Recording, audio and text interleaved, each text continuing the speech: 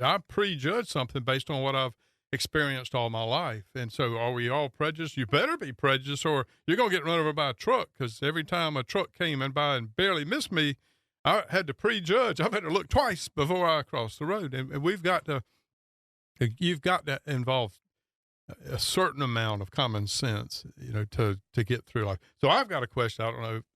Don't answer it if you don't want to.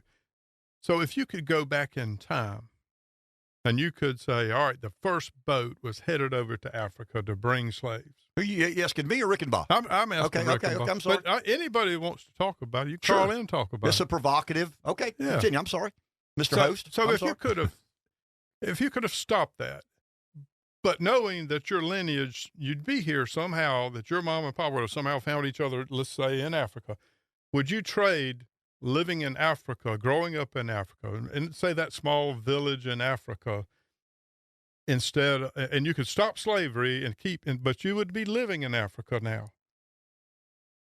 If it didn't happen, then you are where you're at now. Slavery happened, whatever happened in your lineage happened, and you are here where you are in Florence, South Carolina. What would you take, Africa or Florence? Yeah, I mean, I can understand the genesis of the question, but it's an impossible one to answer because I've never lived that small village in Africa. Well, you don't have a Horn Ford. I mean, you don't have a dealership. You don't have a house over here at the lake. And everything changes. You're living in Africa in a small village. So my point is, we've all been through stuff. We've all been through wars in our ancestry. We've been through terrible things. You read about them in the Bible. We got to where we are today because of millions of different circumstances that could have happened somewhere. Would you be happier in Africa or in America? Yeah, but that's an awful lot like Jesus in the garden saying, Lord, if you will be done, remove this cup from me. Did he want to be crucified? No, he didn't. Now, the final end of that was our salvation. So at the end of the day, he chose the path that led to the salvation of mankind.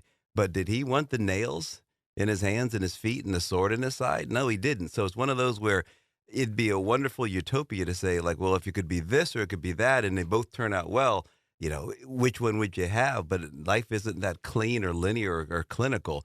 I think Jesus is the best example of he chose the path that ended up leading to the redemption of mankind, even though it was hard for him.